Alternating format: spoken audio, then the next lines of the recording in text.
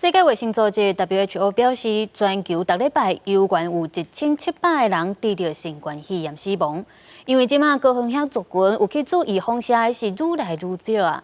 WHO 是继续呼吁超过12个月无注过疫苗的，尤其是医护人员甲超过60岁以上的民众，都要赶紧去注射。新冠疫情持续影响全球，世界卫生组织11表示，全球每礼拜也是有1700人因为感染新冠病毒死亡。因为新冠疫苗注射需求无亲像疫情大发生的时阵遐尼急迫。世卫秘书长谭德赛警告，疫苗覆盖率等快速降低。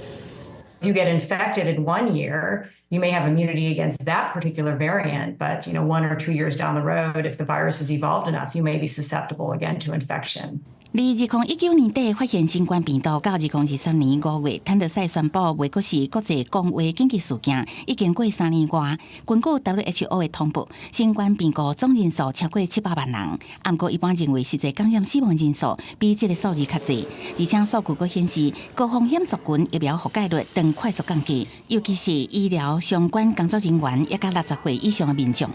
But the recommendation is still the same that everybody over the age of 6 months should get vaccinated for COVID and for flu. WHO 希望各国政府维持病毒监测甲定序，并确保民众会当得到负担会起而且可靠的监测治疗甲疫苗。记者综合报道。